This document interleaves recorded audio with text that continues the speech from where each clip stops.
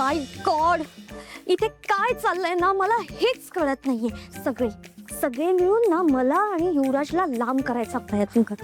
आई नको, आधी ती तुझी तारिणी आणि आता हे खांडेकर. काय ग, कोणी काय केलंय तुला? काय केलंय? अगं आज मी इथे गेस्ट रूम मध्ये. लग्न झालंय ना माझं, मग जाऊ द्या ना मला माझ्या रूम मध्ये. पण नाही, कोणाला ना माझं सुख बघवतच नाहीये. सगळे ना मुद्दाम करतायत, मुद्दाम. क्रॅक आहेस का ग जरा? कशाला मुद्दाम करतील ते?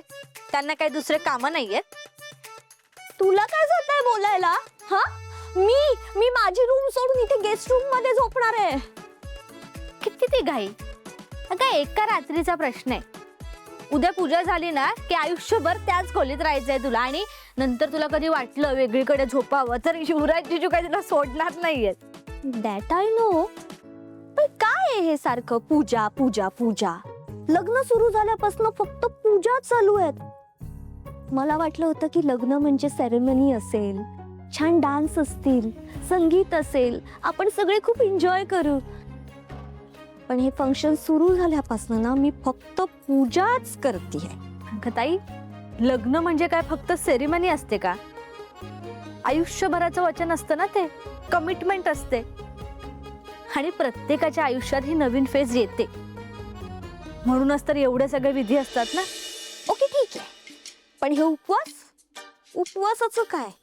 प्रत्येक पूजेला उपवास करायलाच हवा का? किती ते उपवास?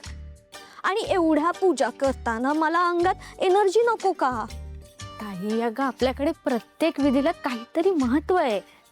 आपल्याकडे ज्या रूढी परंपरा चालत आल्यात ना त्यांना सायंटिफिक रिझन असतं, फक्त ते आपल्याला माहिती नाहीये. पण आपल्या भल्यासाठीच असतं ते, कळलं का? नमा, तू तुझ्या वयापेक्षा जरा जास्त बोलतेस असं नाही वाटत? हा, सगळं कळतं ना तुला, सगळं. हा, बस झाले लेक्चर आजीबाई. एवढं सगळं सांगू ना काही उपयोग नाहीये. जरा सुमी आजीचं ऐकलं असतंस ना तर मला लेक्चर द्यावं लागलंच नसतं. प्लीज, मी ऑलरेडी खूप इरिटेट झाले, अजून इरिटेट करू नकोस. ओके, तू ना त्या तारिणी बरोबर राहून ना तिच्यासारखीच झालीयस काकूबाई. ओ प्लीज, तारिणी ताई ना खूप कूल आहे. तू तिला जरा नीट समजून घेतलं असतंस ना तर तुला कळलं असतं. Oh really?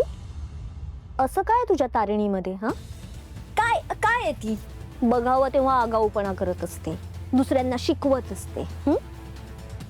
आणि मी, माझ्याकडे बघ, आज माझ्याकडे एवढं रिच सासर आहे. तुझ्या तारिणीला मिळणार आहे का असं रिच सासर? ताई, माझ्या तारिणी जायला ना या सगळ्याची गरजच नाहीये, आणि तिला हव्यासही नाहीये. तिचा नसतो दुसऱ्यांनी कमवलेल्या पैशांवर डोळा. तिचं ती कमवते आणि खुश राहते, कळेल? आणि मला ना गॅरंटी आहे ताई, आपल्या तिघींमध्ये ना सगळ्यात सुखी संसार तारिणी ताईचा असणार, कारण तिला तुझ्यासारखा एक्सपेक्टेशन्स नाही आहेत. इनफ, खूप झालं तुझं हे तारिणी पुराण. मी खरं तेच बोलते, तारिणी ताई इज द बेस्ट. मला ना ऐकायचंच नाहीये हे सगळं, की तारिणी काय माझी पाठ सोडतच नाहीये. सतत तिचंच कौतुक.